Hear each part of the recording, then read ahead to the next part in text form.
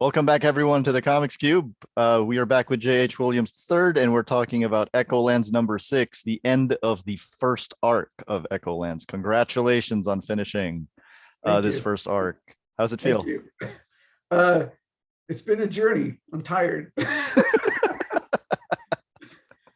Yeah, it's a little frustrating though too at the same time because it's like, I'm I think about 2/3 through issue 7 at this point, and it's like so it's going to be a little bit of a break, but it's unavoidable. But that feeling of having that gap is frustrating because I would prefer for it to just keep rolling out, bap, bap, bap, bap. But there's nothing I can do about it.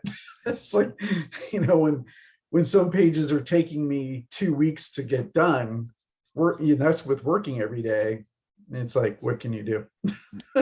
I understand. I mean, I see the last few pages of this, Yeah, and you're doing a whole issue of the more last. than a whole issue like that. Yeah, Oh my goodness. and it steps up from there in terms of like the level of complexity to the rendering and detail. I mean, yeah, it's crazy. Everyone can just see that with this cover that you created right here. So Yeah, I all think of that. that rendering Yeah, I surrounding it. think. Yeah, I think that cover took me a week to do uh, before before actually doing the color parts to it. So yeah, it's like it's interesting because I think sometimes some artists are fast and others are not, and everyone kind of has their own.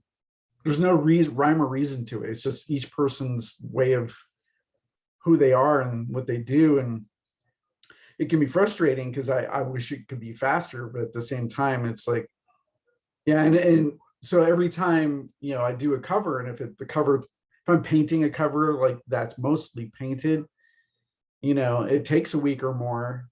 I mean, that's a week or more out of every issue of schedule, right? And stretch that out over 24 pages plus back matter plus writing process and everything else, it all adds up really fast. How do you, so this is going to be a technical question, but if you painted this whole thing, how did you make sure that no color spilled over to the black and white and When vice I say, versa? okay, with that one's not completely painted, it's mostly painted, so all the black and white parts are the paint. Okay. The colors on the characters themselves I did digitally, so they match a little bit more what you see on the inside, but I don't always stick to that. As an example, issue 5's cover is entirely in black and white, and I did all the digital color. But then I think issue 3 and 4 are 100% painted. Issue 1's cover is 100% painted. Issue 2 is partially painted, kind of like this one, to where parts were painted and other parts were digitally colored. And this is going to be the last cover that you try to make work in all sorts of ways, right? Maybe, I haven't decided yet.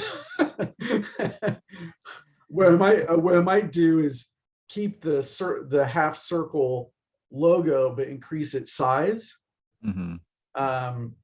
and do something different be a little bit more regimented with the art space composition for the next one. I haven't decided. I won't decide that until I do it. You always start these with a look into the future, and I am Yeah. quite sad about what this first page here is implying for my favorite Dick Tracy riff, Castro. Yeah. But that is a nice blend right there of Kirby and Chester Gold. Kirby Yeah, it was fun to do. It was one of my favorite pages to draw. It was a lot of fun to do. I like the feel of it. Yeah, I think it feels like what it's saying, about what's happening to him, and the little hints that are, in the story itself. Before we get to that point, there's little hints in the story that no one knows what's really going on with him yet. I think it's one of the fun things about those glimpses into the future is that you can kind of get, oh, Yeah, each of these characters are going to have some sort of evolution. There's something that's going to happen to them, or they become different as the story progresses. And so it's fascinating to see how we get to those points with each one as we go, you know. Out of these six peeks into the future that we've seen, are they in chronological order, or are they Kind just of and kind of not. Uh, they will start as we get closer and closer to the final conflict. They'll probably start to become more linear oriented. But at this point, we're just focusing on, okay, this is what Hope thinks about each person she's with, where that event is taking place in the order of the future is debatable, but it all takes place during the final conflict. you've always done the second and third pages with a stylized panel featuring the number of the issue that you're working on, and I have to say that this one I think is the most inventive one.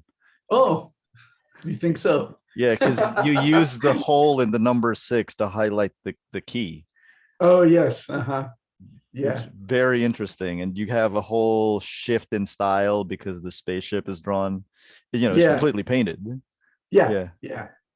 yeah. And then we move forward to this, and then they see Romulus here. I think this is a very perfect thing to show newer readers, to show like the blend of styles that you've had here so far. Oh, And I really like the way that they interact with Romulus, but I mostly like the way that Rosa interacts with Tooth Grinder, because it shows that there's a whole subculture within Horror yes, Hill, right? yes, yes. How much of that has been worked out with Hayden ahead of time? Oh, it was something we thought about a lot in advance. Uh, we always knew from the outset that the Steins would not get along with the Drax. And what those reasons are not fully spelled out yet, but clearly there's long-term animosity and lack of trust between the two groups. And that gets explored a little bit as we go into Horror Hill about what those relationships might be like, but it's not the focus of what we're going to do in Horror Hill, but it's brought up a little bit. We haven't fully decided in the story if we're going to explore that animosity in a storyline, but we do foresee down the road, if we expand Echolands out beyond the main story at some point, I think we both have floated the idea of like a one-off graphic novel type thing that might explore that past. Mm-hmm. Just a little fun conversations about what we could do with the idea. Yeah. If you do Echoland spinoffs, would they retain the landscape format? I would think they would have to. I have a question. If you do Echoland spinoffs, and like let's say you have other artists do it or other creators do it, would that retain the landscape format? It would be an interesting conversation to have. I would think it would probably have to. Okay. Mainly because if we were to do that, by that point we have set such a solid aesthetic, yeah, and visual presentation. It'd be really awkward to break that, particularly for people who might have a whole collection of various books on their shelf. I was gonna say that would be so annoying on the shelf. Right. Yeah. I mean, you always see the comments here and there when people get mad when DC or Marvel change the spine design on something. Like they're like, you're in the middle of this run of collections and you change the spine right in the middle. Why would you do that? I see that a lot. There's a Fantagraphics is releasing the whole Karl Barks library, and Oh also yeah. has released the whole Don Rosa library. It's done. There's Yeah. one volume in the middle that doesn't have the Fantagraphics logo on the spine, and that's it. So it's beautiful, but there's like a blank space right there. That's funny. I wonder if it was dropped by accident and they didn't catch it until like, oh, well, it's printed already. Every time I interact with Don Rosa fans, it always comes up. Does this annoy anyone else? I'm like, yeah, That's so funny. doesn't Yeah, annoy those me are enough great books. to post about it, but Yeah, but yes, it does. It is annoying. they're, Um, they're great books too. yeah. I love this shot of Hope right beside the metaphysicist at the bottom here, because I feel like the On which hope that page? on it's this one. Oh, okay. Yeah. Where we get another glimpse of the future. Yeah. Yeah, because I feel like the hope that we've seen so far is still her learning and coming of age and stuff. But Yeah. then if this is like I saw this and I was like, oh, that is badass. Oh, cool. I Cool. can't wait to get there. Yeah, she looks I think it was a subconscious choice on my part to kind of shadow most of her face, but it Mm. lends to the emotions and the weight of the moment that we're getting a glimpse of, or at least what the oracle can see, right? Um, uh, and how heavy it's going to be, dark, even though it's a very colorful shot. It feels dark, like a dark moment, Yeah, Red is the one color that you can go monochrome with and still call it dark. yeah, I think so. Yeah, Correct me if I'm wrong. The metaphysicist cannot see what doesn't happen and cannot see everything that is going to happen, but everything that he sees will happen. generally, I'd say yes at this point. Okay. Yeah, Um, we see on the next page a piece there's a of lot paper. of clues in that shot too about stuff that's coming up. You'll note the flags in Yes. that same one of the flag designs is, well, two of the flag designs have been used twice before. Um, there's the H flag and then there's the Omega symbol flag.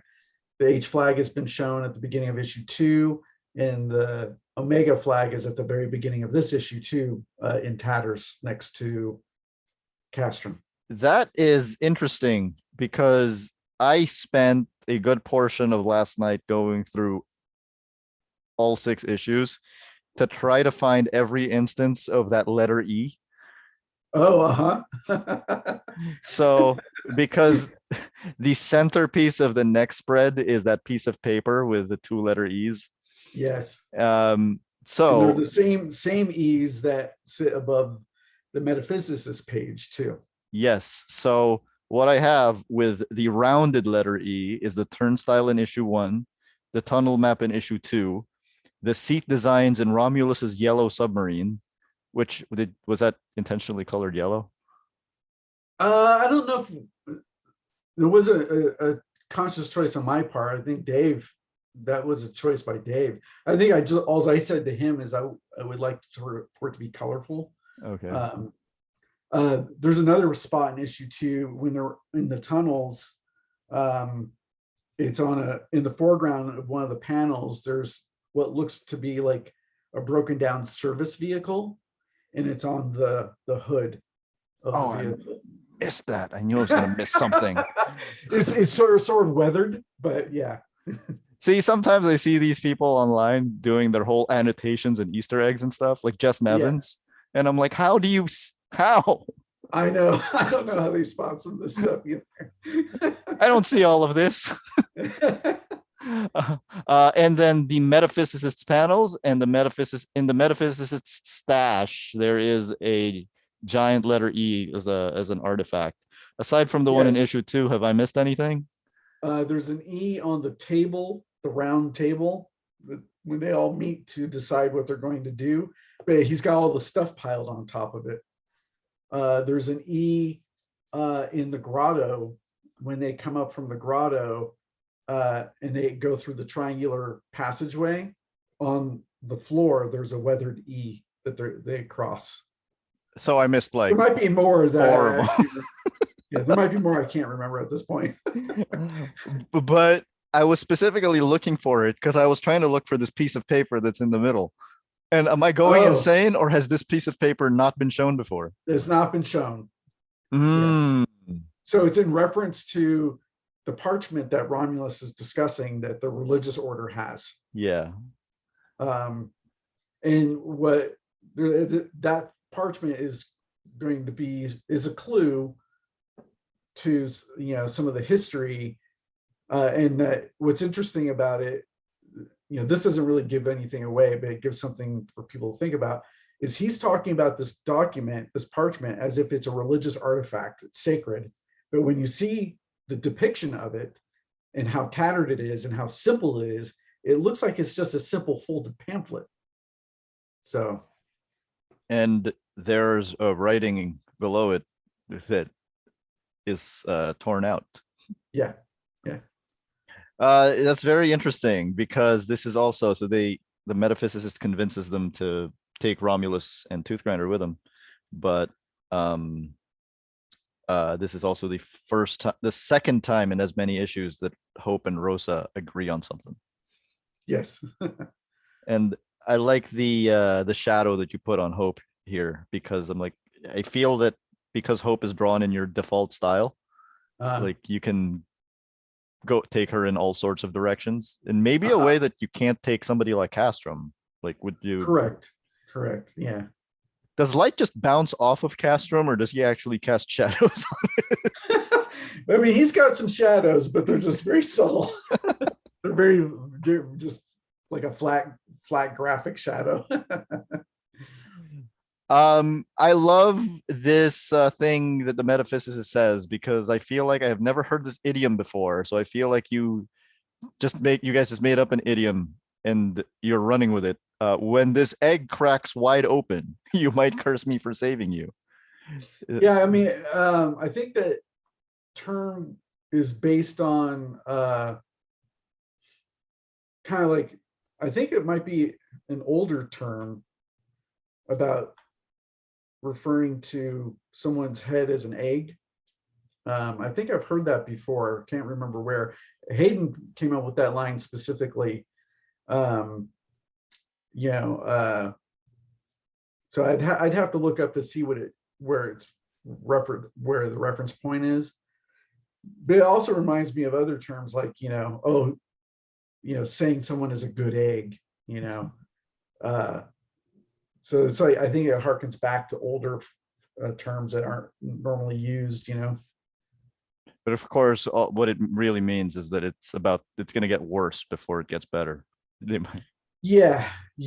And it's indicating something that's going to happen specifically with Hope. That's why he's saying it to her specifically. I want to apologize for something, because I think I've been calling him Tooth Grinder. His name is Torch Grinder. Oh, Torch Grinder. Yes. I've been. I didn't catch that. I was reading some Thor comics like right before this. So I'm like, okay. This double page spread of the ship is gorgeous, and I feel like this is one of those spreads where you can really show someone and be like, this is why this book is landscape. It's fully painted. It captures the whole scope of the ship, and the way that you contour the panels towards the space, the shape of the ship, makes it feel like we're inside them. Yeah, though, I mean, our original idea for that shot, because like the previous page, you can see a cutaway and the characters have entered the ship and are going to go up that ladder, right? Yeah. And it's clear, it's not a window, that's a cutaway. And so the next page, we wanted to continue that idea of being a cutaway and have the characters move through the ship, but in the layout, we quickly realized it wouldn't work. I've seen that sort of thing done before. I mean, Chris Ware would knock that out of the park, right? Chris Ware can also just draw with tiny little stick figures and you'd know who it was. Right. So it was kind of this option of like, well, if we do that diagram idea, everyone's going to be teeny tiny. Do we get the emotions coming through? And also would make it harder for things like when Hope and Core hold hands, Mhm. the emotions of the characters and their expressions as Hope is commenting on them as she moves through the ship.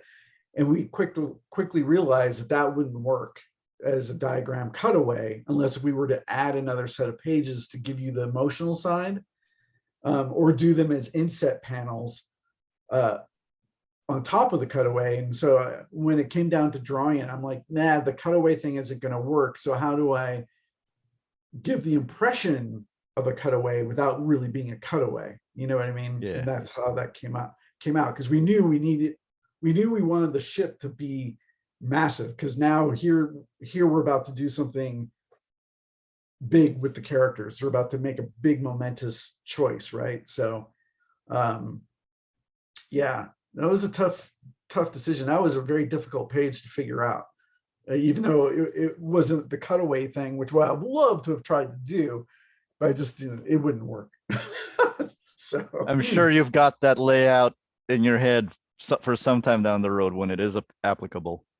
yeah, yeah. Well, and the other thing, like if we were also to do a cutaway, we would have to focus on just the window area of the ship, Mm, and you wouldn't see the whole thing. And I felt like, no, we need to see this whole thing in dramatic glory. Um, and so that also made the cutaway idea kind of had to go.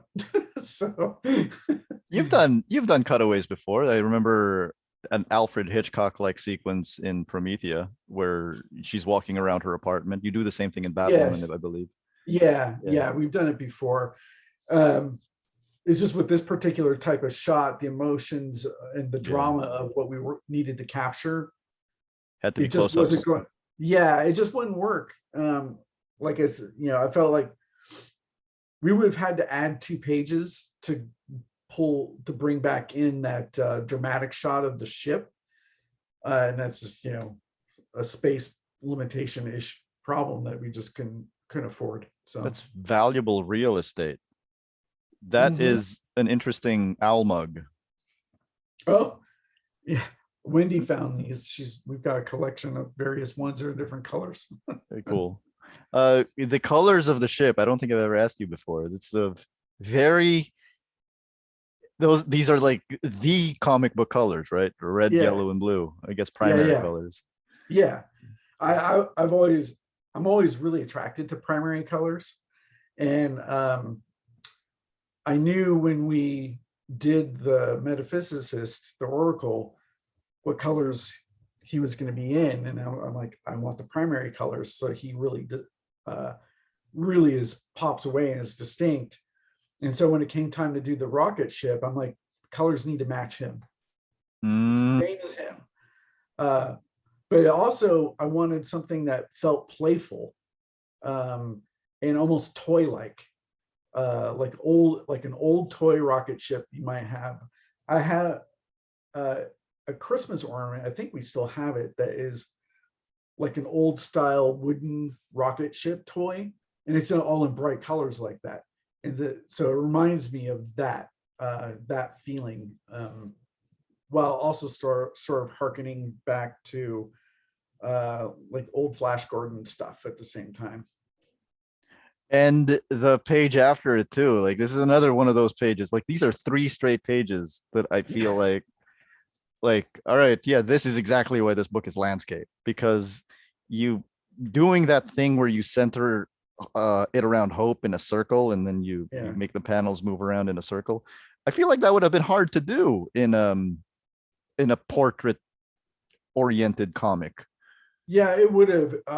You would have had to lay it out distinctly differently, where it would have been more um, vertical rather than a horizontal effect for the motion of the rocket, which would be great if like if you were doing this on film and you're wanting to capture the idea of the rocket taking off. We get a little bit of that in the first 2 shots as the rocket is coming closer to us and then leaving the little island. Um, that effect that, like the classic footage of NASA rockets where they Hmm. have the camera on the launch pad and you can see past the rocket as it's blasting off the pad. But at the same time, because we're dealing with landscape and we knew what the page was before and the page following that sequence, we needed to keep that trajectory of feeling like you're moving from left to right while still escalating upward, feeding into the arc of the ship going across the horizon on the next spread. And so so the movement had to be very, very specific. That was a hard page to lay out, as well as, the one we got done talking about a minute ago. In our original script, we actually did write that page as if it was the classic old footage of a NASA rocket taking off, and it was beep, beep, beep, beep, and the ship getting closer to us. But when it came time to draw it, I'm like, no, that doesn't work, because it doesn't feel like it flows from the previous page into the next one in terms of trajectory. And then the shot of hope on that page was not in the script at all. Really? I added that. The sound effects idea was, but they were going to run across the bottom. But then I'm like, no, I just felt like it was a cool idea to get Hope in that shot, so we kind of see her experience, her physical experience of being on this rocket. It's vibrating and everything else, and that gave me the idea. Oh, let's put the sound effects around her, so it's like all of that's closing in on her as they're blasting off into the top of the atmosphere. Yeah. And it really adds to the energy of the rocket moving up and over by having that bullet point piece at the bottom left there and have it be circular. The other thing that's fascinating to me is after I laid it out, I'm like, it kind of looks like an eye. That's true. It does. Yeah. And So I thought that was kind of interesting, and doesn't really mean anything, but the it's the draftsmanship here on Hope's face, like no dialogue is even needed. I know exactly what's going on. This is what yeah, happens when you're about to go, when a roller coaster is about to start, exactly. and your hair is like, oh my god. Yeah. Ah. Yeah. I want to talk a little bit about the animals on this page. Like, how did you design the animals in this book? Because they're not real unless they're completely exotic real animals that I'm unaware of. No, a lot of them are made up. Yeah. Even though this is Earth, we're obviously dealing, with an altered reality from what we understand. And so everything we do kind of needs to sell that. So if we're going to do, as an example, one of the pages I got done drawing for issue 7, this it's not really spoilery, but it's like an Old West type setting, and you have characters on horses. Well, one of them looks like a genuine horse, but then the other ones are like, oh wait, that kind of is like a unicorn, or another one has different, stylistically looks more like a cartoon illustration or something like that. So when we show the animals, we want to make sure that they feel as diverse and strange as the entire setting is. There's some instances where, it might be more traditional, like we might show, like at the end of this issue, we see some ravens. They Yeah. look like traditional ravens, other than they're a little bit extra large. And a cow, obviously, a mutilated dead cow looks like a mutilated dead cow. So there's instances where we want the animals to be recognizable, and other times where we're like, whoa, what is that? That's very strange. It's almost half dinosaur, half bird. What is that? Yeah. Yeah, I mean, with a raven, for example, that's just a horror convention. Yeah. And completely works. And with a mutilated dead cow, that's something where the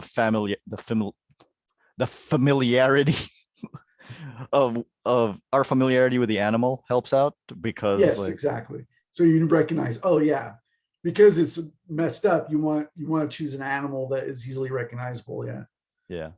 And of course there is this next page with the horizon. Yeah. How much of this is you and how much of this is Dave? Oh, that one's 100% me. Oh, Yeah. it's fully Which will painted. be well. If you ever get to see the raw cuts, I can send you the raw cuts actually. Oh, Uh, if you thank you. can't get them, I can mail them to you. Mm. That'll show you the sort of the director's, not director's cut, but like middle of the process production. So you'll show you the parts that are um, a combination of Dave and I's efforts and parts where it's all me or whatever.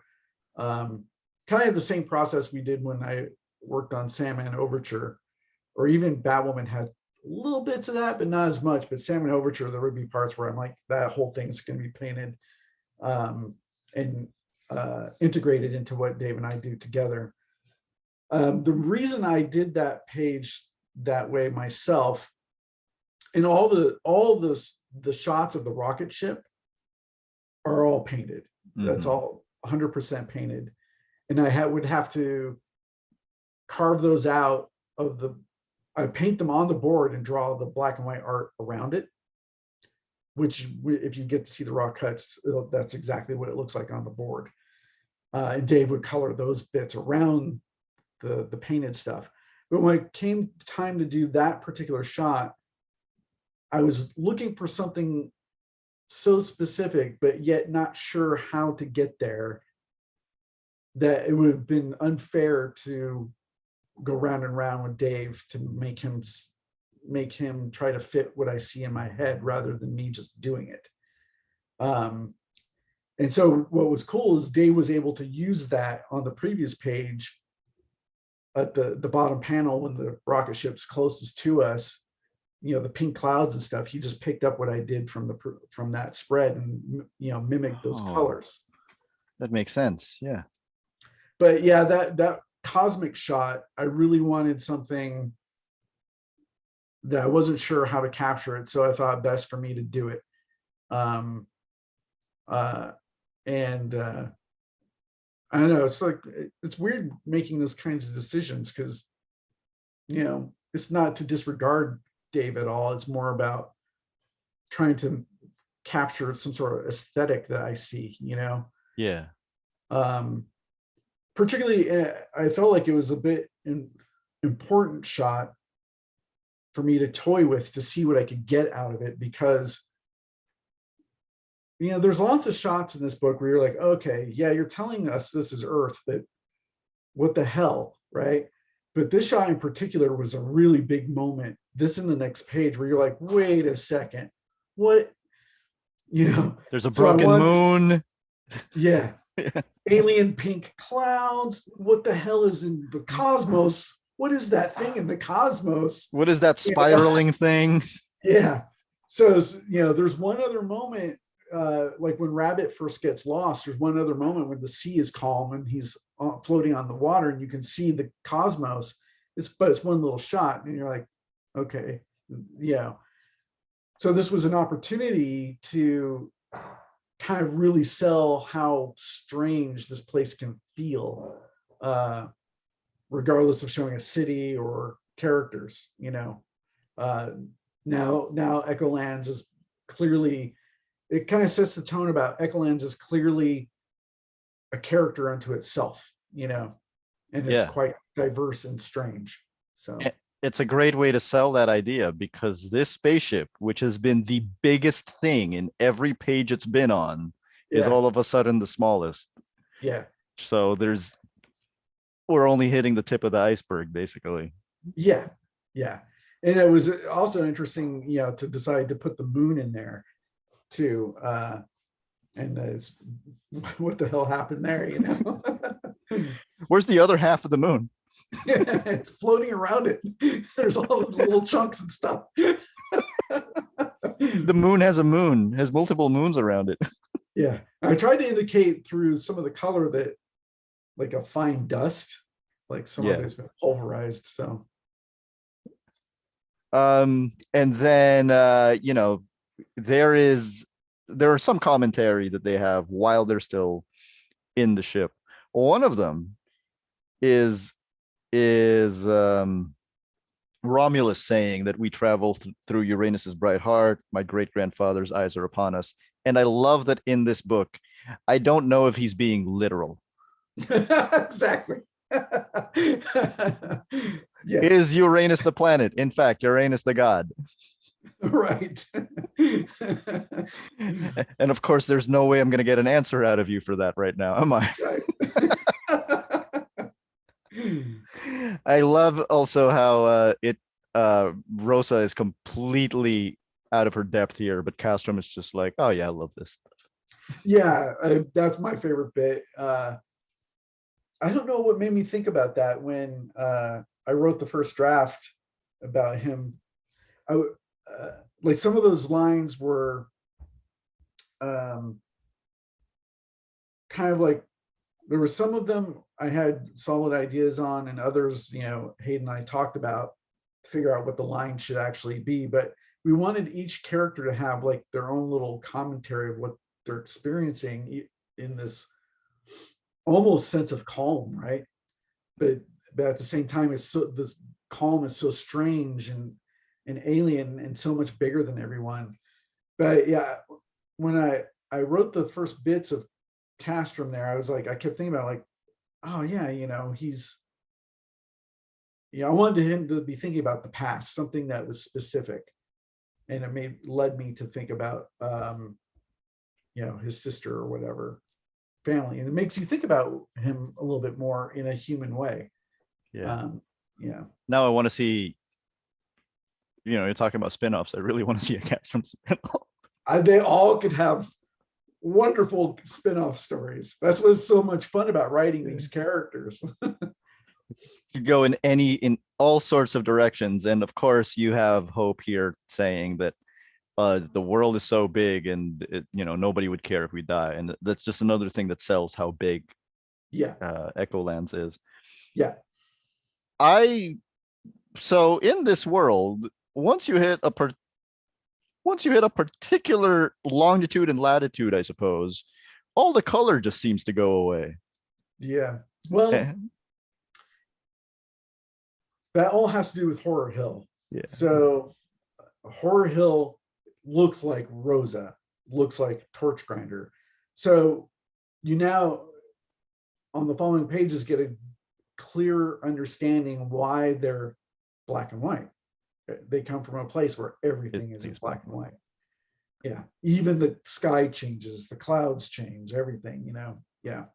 But does that kind of thing emanate from Horror Hill, or is it a function of this world that Horror Hill is black and white? Both. Okay.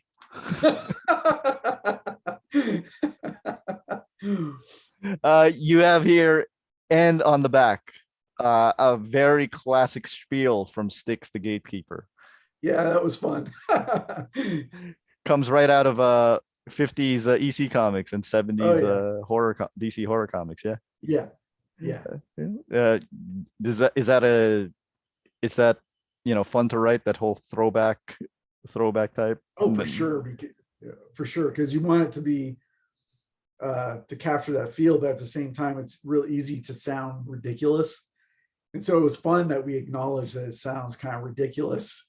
When Rosa tells him, she's like, "Will you knock it off?" We don't need this. The visitors. I will ask you about that because the first time I've seen anyone do that in pop culture is in Buffy, and I noticed that in the music list you have Buffy the Vampire Slayer, the musical. Yeah. Yeah. One of my favorites. Yeah. Yeah. So like I think I'm a little surprised that you're a fan of Buffy. Oh, why's that? I don't know. I feel like because I feel like I saw it in high school and they were in high school. So yeah, like you know what I mean? Like I feel like it was but yeah. What's so great about that show is yes, it was written for young people to have relation to the characters, but it's written in a way to be universal, you know. And some of the themes that they would talk about were broader than maybe a typical teenager experience in terms of emotionality and life dealings with, you know, life, what life can throw at you. And so that's what was so great about that show. It could be universally appealing to an older audience as well, because it wasn't just about dumb high school stuff, you know. it, it it got pretty heady with its themes, you know. That's one of the things I appreciated about it. And I appreciated the humor. You know, there's parts of that show that are so funny that the jokes come like this, and you're still laughing about one joke when the next one's already hit and you miss it. You know, it was very clever and effectively did it in a way to where you believed the characters were actually saying that. You know what I mean? Even though it was extremely witty, wittier than the normal conversation. Yeah. Yeah, and the humor would come from their reaction to the situation instead of it being like a forced joke. Yeah. Yeah. Do you find like do you find Echolands at all being influenced by the show, or? No, I don't think so. It's at least not consciously. Because if you had said yes, I was going to ask when the musical issue was going to be. I was going to say, how do we do a musical Echolands? Which is one of my favorite episodes. I actually own the soundtrack to that. It was it's still, I think it's still the best musical show episode of anything. Yeah, it's fantastic. It's really fun. So everybody, you know, Rosatel sticks the gatekeeper to cut it out, and then everybody gets attacked by all of these denizens of Horror Hill, including a bunch of zombies who look like they're climbing out of the ground there. Yeah. How hard was this to draw? Because I find it really fascinating, because you know, you're talking about the pages with the ship, and the time consuming thing was laying it out. Yeah. But I feel like here the time consuming thing is the actual just doing of it. Yeah. The ship stuff, painting the ship was a little bit time consuming, you know, layering in the color. But most of that was, you know, figuring out the layouts was, you know, the super challenging part, making sure it functioned. But yes, the black and white rendered stuff is super challenging, and I'm never satisfied with it. Really? I haven't looked at what, I'll be curious to see what the raw cut looks like, because on the originals, or my scans of the originals, all that stuff looks a certain way to my eye. But in Dave's color process, because we would review the files and I would see the characters in color, and we would make certain decisions based on how that's sitting against the black and white stuff. And in his process, it was weird. The black and white stuff kept looking a little washed out to me versus my scan. I couldn't figure out what was going on there. And so since he shares with me the actual work files, I can actually do things to them. So I ended up adding a transparent layer of all the black and white stuff on top of itself. Just to make it a little darker, or a little bit deeper. Mm-hmm. And that ended up looking like, that feels more like my originals and a little bit more like my scan. And I have no idea on the technical side why it was appearing differently. But when I saw it in print, I'm like, it printed perfectly how I wanted it to see. You can still see all the details in the shadows and stuff, which is good, because I think if we hadn't messed with it, some of that stuff might have been a little too not have the right level of depth while retaining the detail. So that was super fascinating, but it's also a good learning curve. So as I'm seeing those things and I work on the next set of Horror Hill pages, I'm like, okay, I know, okay, I need to push this further so we don't have to take so many extra steps to get the right desired effect. Okay. And I think part of the process is why there's such a difference is because when Dave shows me that stuff, the Horror Hill artwork parts has no color added to that at all. Yeah. Um, and so when you put that up against an object with color, all of a sudden it looks a little weird. When if you had just shown it all black and white, it'd be fine. But as soon as you put a character color in that mix, it affects how you see the balance. And so the result is you end up with, you know, the black and white rendered stuff feeling like it's a little light, where the character feels heavy, and therefore the character feels superimposed. Especially with a character as colorful as Hope. Right. And even with that, we still made adjustments where there's a slight grayish hue on everyone now, just a little bit. So like her reds aren't the same reds, which actually helps immerse them into feeling like they're in that world while still retaining themselves. Little subtle tricks like that can make a big difference. But in terms of the time it takes to do that black and white stuff, because it's layer after layer. When you're dealing with wash tones, strictly painting with wash tones, doing inks rather than say Copic markers. Yeah. I think Copic markers, you can maybe get some of the effects faster with maybe a little less time involved. But I felt like I wanted Copics have a different texture.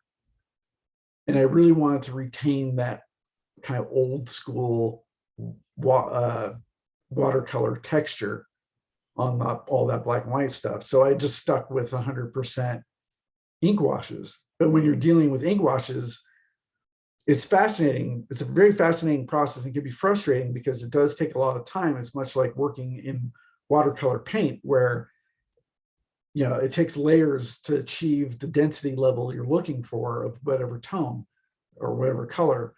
So quite often I would lay in the color or the grayscale washes, the inks washes. And when it's wet, it looks deeper. It's very fascinating. And as it dries, that changes. And so you're constantly like, oh, no, I got to put another layer on there.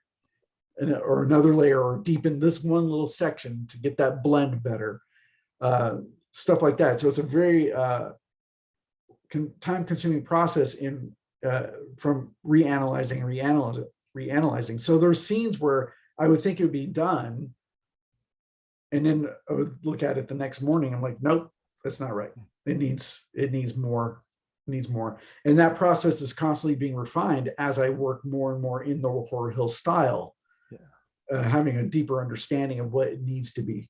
And isn't watercolor already like the fastest drying type of paint you can use? Or I don't know about that.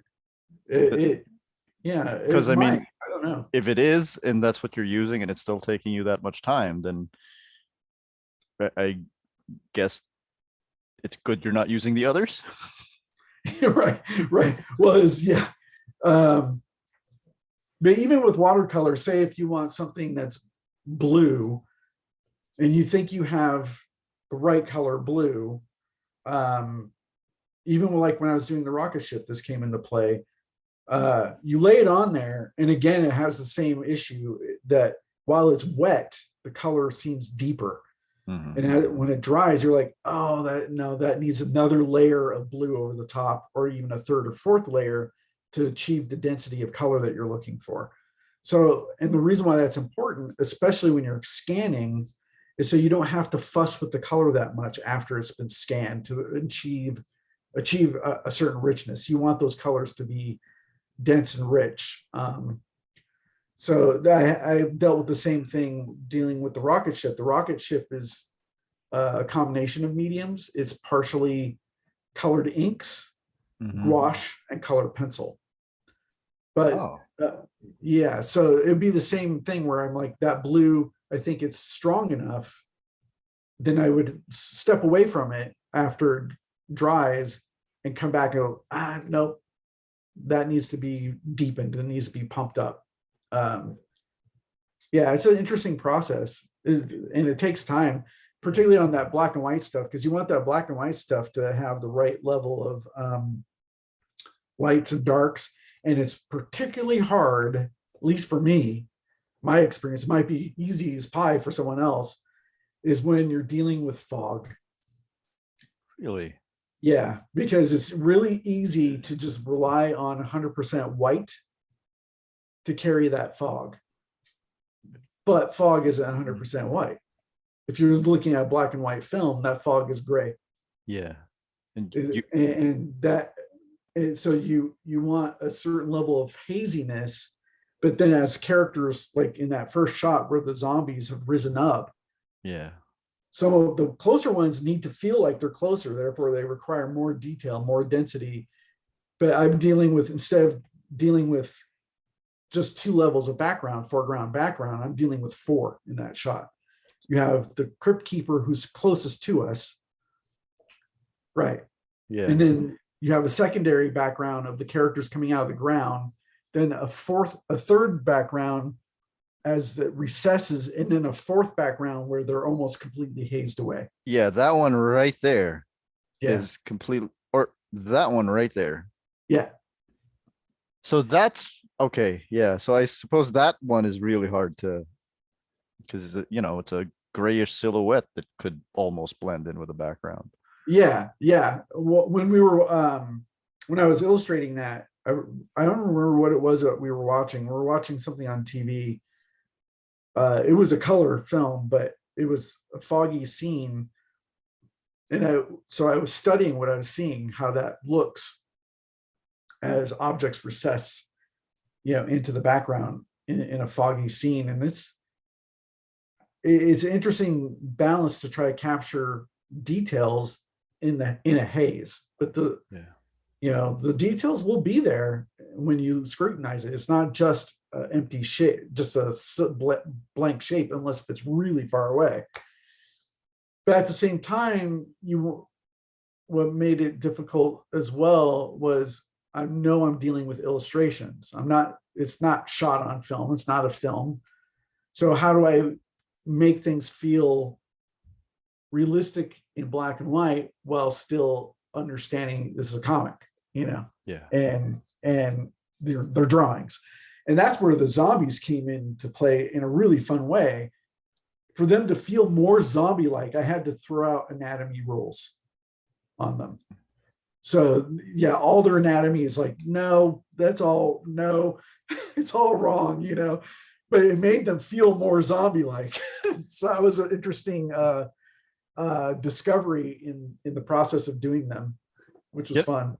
You know what though? Like a lot of people, especially amateur artists think that, oh, okay, this character will not have regular anatomy. That should be easy because it's supposed to be horrific. But no, you can't just draw something wrong and have it look good. There's a right way to make it look good. Right. Yeah, it's figuring out what parts to mess with, elongate the arm a little bit, or that shoulder is like really awkward. And what makes that work, it makes them feel like they're falling, like they could fall apart right in front of you, which is what you want a zombie to look like, I think. Exactly. Exactly. No, that's exactly what you want a zombie to look like. What went into the design for King Vaslav? I don't know if we really discussed what he should look like in the script. I can't remember what we put down in the script for that, other than he should look distinctly different than Rosa. We knew that he needed to have a helmet, and the helmet's sort of treated like it's a crown. But I didn't want it to look like a crown. I wanted it to look, like a warrior's helmet, something very fantasy-like, almost not what you would expect for, when one thinks of vampires, they don't think of the sword wielding gun, lightning gun toting, helmet wearing armored guy, you know. Um, but when I saw him in my head, the first thing that came to my mind is he should have long white hair, much older looking than Rosa, and that long white goatee type of beard. Uh, and that to me, that immediately gave you the sense of a regalness to him, especially since he was, you know, this usurper of a throne. Um, that I thought that went a long way, and it also went, the long hair and the beard goes a long way with everything else he's got on. So he looks like he steps right out of a fantasy novel, you know. Yeah. And I just love that image of that guy getting off of a giant bat. You know, it was so much fun. I thought this has always confused me with vampires a little bit, but the if he usurped the throne from Rosa, that would imply that she's older. Yeah. So why does he look older than she does? Well, that's the thing that's interesting about vampires is defining lineage, right? Yeah. Are they bloodborne, or are they or are they made, and therefore their family because they're made by the same vampire, or is it a combination of the two? That's one thing that's sort of fun about dealing with vampires, that you can go in visually in several directions, and we actually explore that a little bit on in issue 7. You might have saw one of those pages on Twitter, where Rosa's entering a throne room and there's vampires lining the edge, and they all are distinctly different from each other. Like one guy is dressed almost like Barnabas, where he's got the leather jacket and the sunglasses and, you know, that kind of thing. But the next to him is like a classic, you know, Nosferatu looking guy. So like hunched over. Right. Right. And then you have Rosa, who's like this sort of simple, elegant, regal, classic, Elvira. yeah, classic effect, next to her brother, who looks like this, you know, fantasy warrior, you know. Yeah. I always thought that was funny about vampires. You ever see that meme about how can you imagine being a vampire right around the time of the crucifixion? And then but like you're not anywhere near the crucifixion and you have no idea what's going on, and then all of a sudden the next day these little letter T's start hurting you. Right. It's like, what happened here?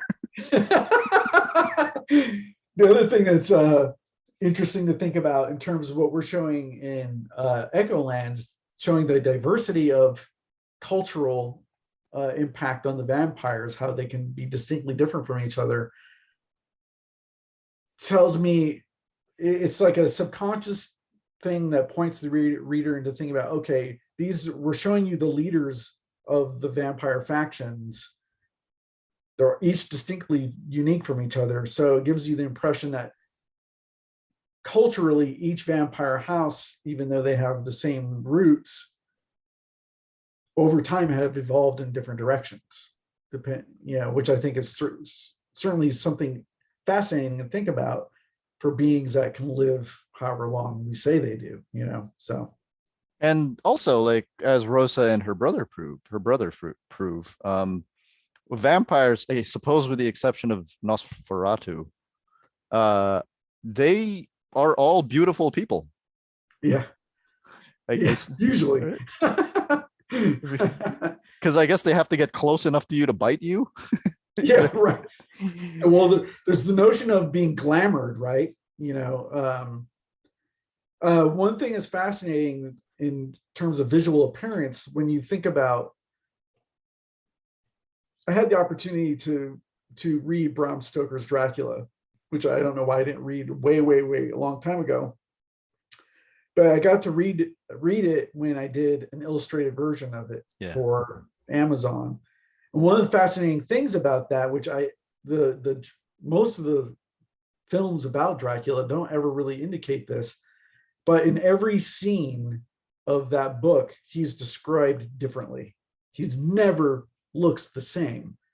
And I thought that was super fascinating. So I don't know if that's something we will consider toying with down the road, about the visual appearance of a vampire. So how much of their visual appearance is actually what they're projecting you onto you for you to perceive, and how much is actually what they actually look like. So if they're beautiful, are they really beautiful, or are they just deceiving you in some way to be that, Well, all the vampires on Buffy. I mean, Yes, right.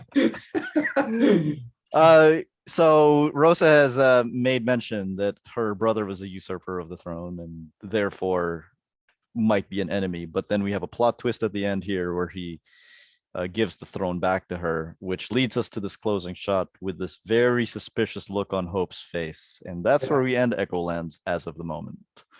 Yeah, that shot there, when you're writing a long form narrative like Echolands is intended to be, it's hard to decide where to break for a collected edition. We could have broken at 5 because the way 5 ends, but it didn't feel like it was the right moment for the characters, because all the angle was on Taros at that point. Mhm. And then when we wrote 6, because this all comes up in discussions when you're talking to Image, about where to break it, because they have to plan for the collection and stuff. And when Hayden and I were writing, we're like, well, none of these are what we would consider ideal breaking points for a volume. But at the same time, we also understand we're writing a long form narrative. So it's literally book 1 of a larger story. And so we said, well, this moment here was probably a good place to break it, because 5 doesn't work, 7 wouldn't work. But when we wrote it, we kept struggling with, because all that whole sequence is like a big reveal about Rosa and her importance. And it kind of took away the thunder from Hope at the beginning of the story, the beginning of the issue. Hope is the one driving what's going to happen. And it kept bugging us, and we kept like, oh, Hope needs a line. Hope needs some sort of ending line. And neither of us felt like we could come up with a line that made sense. And we knew that everyone was going to be in the shot, but in the description of the script, we kind of say that they're all gathered around what's happening with Rosa. So they were almost peripheral compared to what was happening with Rosa. And as I was laying it out in the art, it occurred to me, like, no, we still need to find a way to put the last punch on Hope. And it kept bugging me, and especially because we couldn't come up with a line that we were satisfied with. And I'm like, well, maybe we don't need a line. Maybe it's all done in the art, all in her expression. So I'm like, okay, yeah, they're still sort of around the action, but now Hope is front. She's in the front. Rosa's in the middle, being deemed queen. But I thought it was kind of a cool play to do by giving Hope that expression, because throughout this whole arc, there's been this animosity between her and Rosa. And the last couple issues, we have some scenes where they can kind of come to terms with each other and maybe can be united in some way.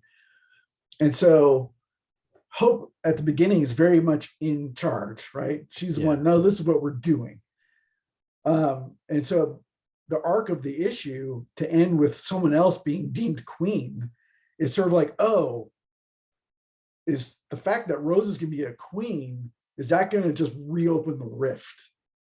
Is that a situation Hope can trust after this discussion they just had at the beginning of the issue?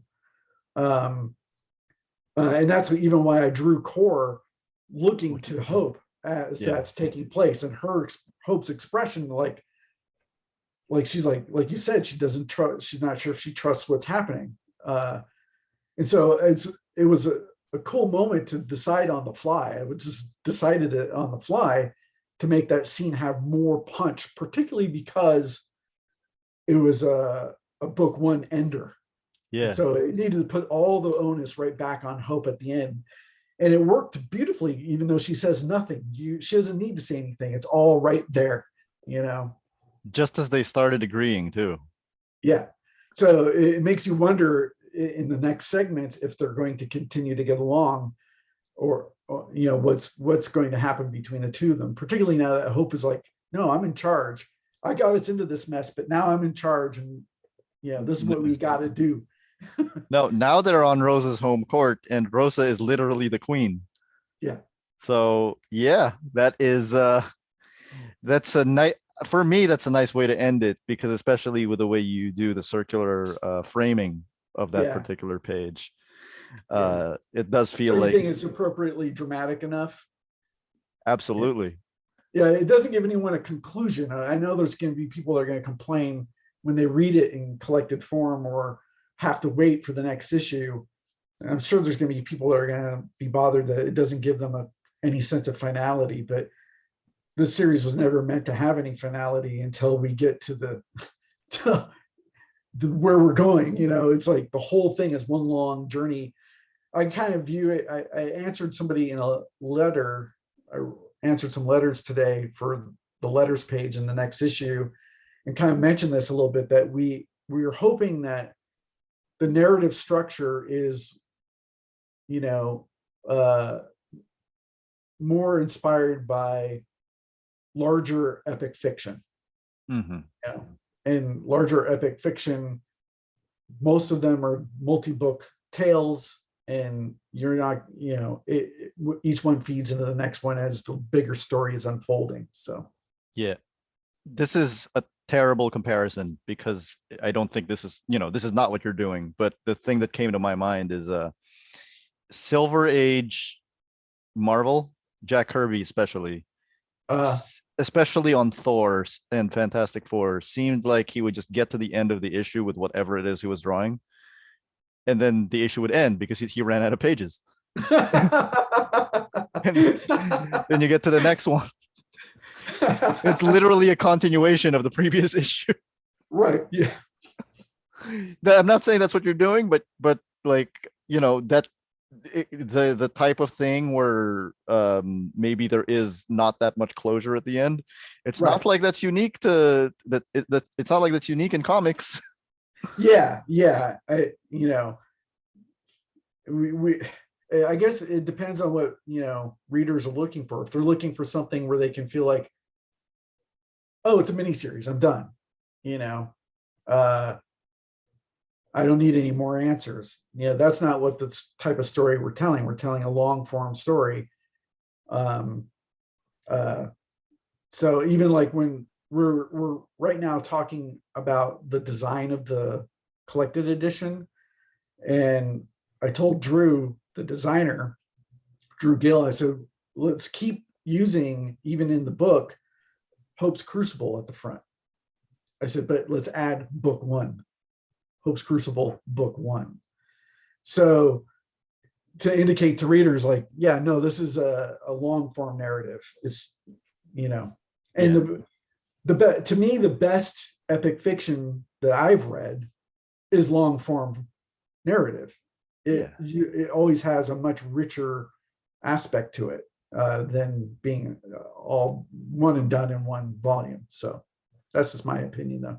Yeah, because I mean, like, by the nature of the word epic, it has to be big, and yeah, you should explore the whole thing. Exactly. The real cliffhanger, Mr. Williams, is what happens with Alias 5 here. Poor Alias 5, who will now get to document the life of the wizard Taros Demond, partly because it's his job and partly because he will die otherwise. Yeah. Yeah, that's a fun little twist that sort of begins with the interview of last issue, the interview section, and feeds into this one, where we are concretely aligned in the plot with what's happening in the main story, and that's sort of fun. It makes it to where the interviews I'm sure we'll get back to parts where it feels more like a straight question and answer discussion between the two of them. But to me, there's something appealing about making it more evolve into a narrative structure of its own. I think it'll allow people to be more invested in what we're doing there, and and who Taros is and who Alias 5 is, what his experience is like. He's in this crazy place in this tower, and being dealing with possibly the most evil person he's ever met. So Possibly.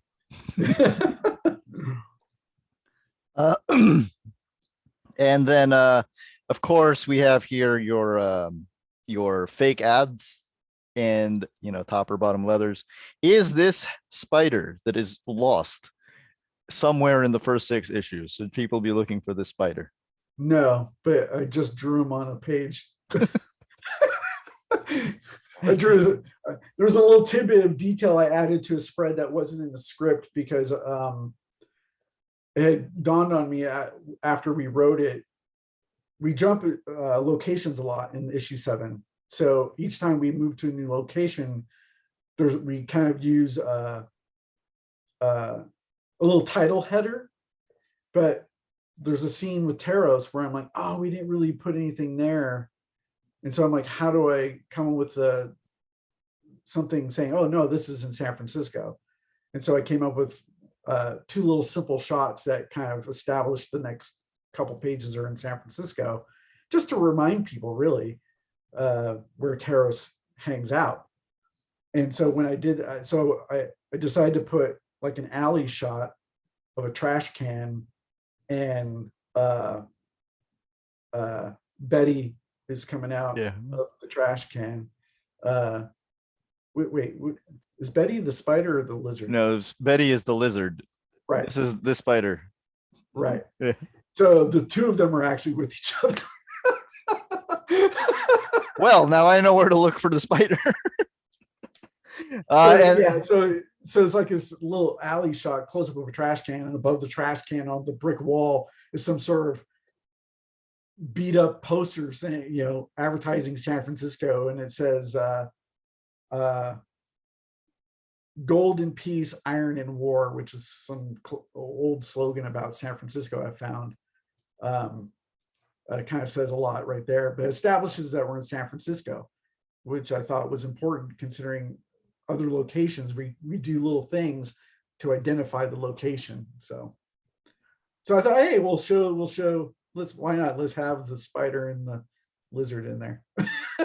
I have come to see Here We Go by Anton Veracruz as commentary on the creation of Echolands. So this one where one of them is saying, I don't know if I'm gonna make it, and the other one says, let's race. I feel like, yeah, this is epic. This has been ambitious, and but let's keep going. Yeah, it's speaking to that was one of the ones I got to write that one, and I think at the time, because I was feeling really exhausted, so I felt like, yeah, that sort of speaks to how tired I'm feeling. My boat is sinking. I don't know if I can make it. And yeah, so it's like it sort of speaks. I don't know. I mean, subconsciously, some of these might be about the creation. I can't speak for Hayden when he's writing his, if it's specifically about creating on this project.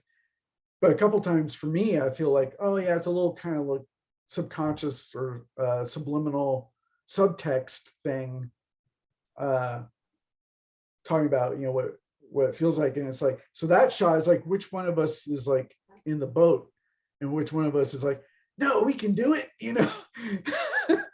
So it's like Hayden, I feel like Hayden and I, through our working partnership, there's different times where there's a energy ebb and flow, and so we have to rely on each other a lot to keep ourselves motivated or propped up in one form or another.